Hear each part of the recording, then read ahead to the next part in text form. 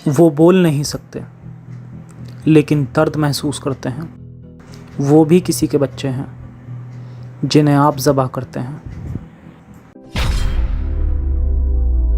नमस्कार आदाब साथियों, मैं हूं आपके साथ ज़फ़र हेरेटिक, आपका दोस्त, आपका होस्ट। मेरी इस वीडियो को लाइक करें, शेयर करें और मेरे चैनल को सब्सक्राइब करें।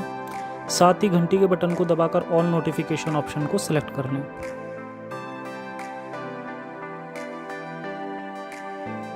मेरे शो में एक बार फिर आपका स्वागत है और आज बात होगी इस्लाम की एक और बुराई की, जो कि देखते सब हैं लेकिन बोल कोई नहीं पाता। ये वो बुराई है जिसे कुछ मॉडर्न मुस्लिम भी पसंद नहीं करते, लेकिन इसका अगेंस्ट बोल भी नहीं पाते। इस्लाम में कुर्बानी भले ही जायज़ हो, लेकिन इंसानियत की नज़र से बिल्कुल नहीं। इस्लाम में कुर्बानी क्यों होती है ये मैं शॉर्ट में बता देता हूँ, क्योंकि मैं कोई खुतबा नहीं कर रहा। कहा जाता है कि हज़रत इब्राहीम ने एक बार ख्वाब में देखा कि वो अपने बेटे को ज़बह कर रहे हैं। उन्हें लगा खुदा उनसे यही चाहता है। वो अपने बेटे को लेकर जंगल में गए, उसके हाथ पैर बांधे, उसके बाद अपनी आंखों पर पट्टी बांधी और उसको ज़बह किया। जब आंखें खुली तो उनका बेटा सुरक्षित था, सेफ़ था और उसकी जगह एक दुम्बा कटा हुआ था। फिर अल्लाह ने कहा कि हमने तुम्हारी कुर्बानी कबूल कर ली है। अब ये कितनी बकवास कहानी है ये देखो। अगर खुदा की जगह कोई इंसानियत वाला इंसान भी होता तो इब्राहीम को फेल कर देता। भाई ये जब अपने बेटे से ही अटैच नहीं है तो उम्मत के लिए क्या खाक अटैच होगा और क्या उनका भला कर पाएगा। सबसे पहले ये देखते हैं, क्या किसी जानवर को मारना इंसानियत कहलाएगा? अब इंसानियत पर मेरा कॉपीराइट तो नहीं है, लेकिन फिर भी मैं लॉजिकली अपना ओपिनियन दे सकता हूँ। इंसान एक ओमनीवोरस मतलब कि सर्वाहारी जंतु है, जो कि मतलब मीट भी खा सकता है और वेजिटेबल्स भी खा सकता है। अगर हम किसी ऐसी जगह रहते हैं जहाँ वेजिटेबल्स अवेलेबल ही नहीं हैं, तो अपने एग्जिस्टेंस के लिए हम नॉन वेजिटेरियन हो सकते हैं, क्योंकि हमारे पास ऑप्शन नहीं है। बट अगर ऑप्शन है तो हमें दूसरे जानवरों को भी जीने का हक देना चाहिए। अब हम एक शेर की तरह कम्प्लीटली नॉन वेजिटेरियन तो है नहीं, बट ऑप्शन है तो उसका यूज़ करना चाहिए। जानवरों के लिए हमारे मन में दया भावना होती है और वो नेचुरल है। तो जब कोई वेजिटेरियन नॉन वेजिटेरियन मुस्लिम से बकरा ईद पर सवाल करता है तो वो कुछ बहानों से इसे जस्टिफाई करने की कोशिश करते हैं और वो लोग चुपचाप सुन भी लेते हैं। तो आज मैं उन लोगों के लिए यही बहाने डिबंक करने वाला हूँ। आप लोग सवाल करें और अगर वो ये उल्टे सीधे बहाने बनाएं तो उन्हें जाने मत दीजिए। खुदा के लिए एक आपकी मोहब्बत की कुर्बानी है, वो मोहब्बत जो आप अपने जानवर से करते हैं। ये बिल्कुल बकवास लॉजिक है। सेक्रीफाइस करना ही है तो अपने बेटे का करो। खुदा अगर आपकी कुर्बानी को कबूल फरमाएगा तो आपके बेटे को भी बचा लेगा और उसकी जगह दुम्बा लगा देगा। अब देखते हैं दूसरा पॉइंट। इसका मीट गरीब लोगों में बांटा जाता है और पड़ोसियों को दिया जाता है। अरे भाई, गरीब लोगों को मीट तो दे दिया, क्या आपने उसे पकाने के लिए पैसे दिए? उसके अंदर मसाले लगते हैं, तेल लगता है, बहुत सारी चीज़ें लगती हैं। आप गरीब लोगों की मदद उनके बच्चों को पढ़ाने लिखाने में भी तो कर सकते हैं।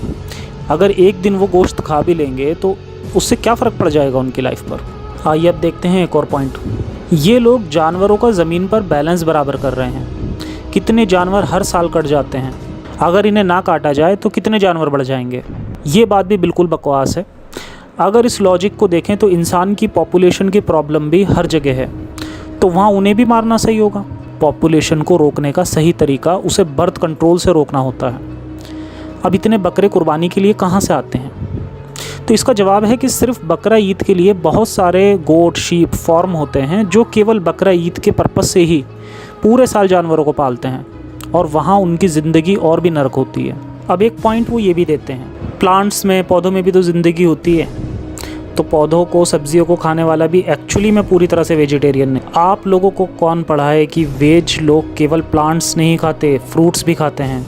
और फ्रूट्स पेड़ देता ही इसलिए है ताकि उसका एग्जिस्टेंस बना रहे। दूसरी बात, जो प्लांट्स खाए भी जाते हैं, आप उन्हें चलते फिरते महसूस करते जानवरों से नहीं कंपेयर कर सकते, क्योंकि प्लांट्स को काटने पर दर्द नहीं होता। ऐसा अभी तक किसी साइंटिफिक रिसर्च से सामने नहीं आया है। जानवरों को हमारी तरह ही दर्द होता है, ये पूरी तरह से साबित है। अब एक और पॉइंट देखते हैं। अगर शेर आपको देखेगा तो वो आपको नहीं छोड़ेगा।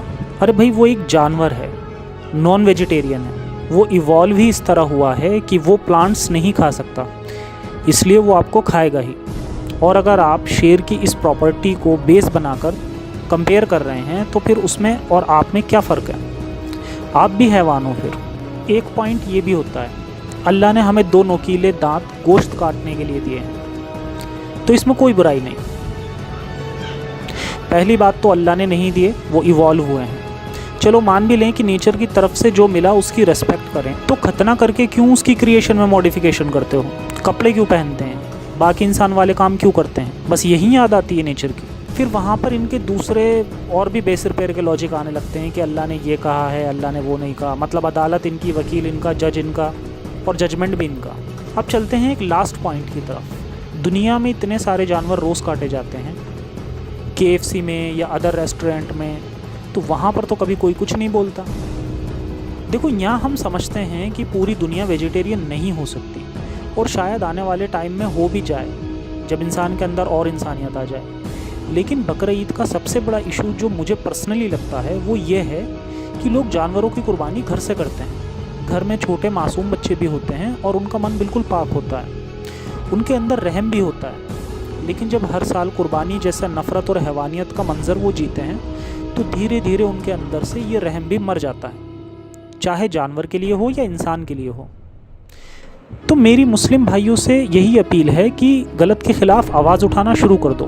अपने बच्चों के अंदर इंसानियत रहने दो, उन्हें पढ़ाओ लिखाओ, अच्छी तालीम दो और उन्हें साइंस की तरफ लेकर आओ, ताकि वो भी कुछ इंसानियत के लिए कर सकें और आपका भी नाम रोशन कर सकें, ताकि उनके साथ साथ पूरी दुनिया में इंसानियत और शांति कायम हो पाए। बाकी आज के लिए इतना ही, फिर मिलते हैं किसी और टॉपिक के साथ। सुरक्षित रहें, अपनों का ख्याल रखें। जय हिंद, साइंस हाफिज़।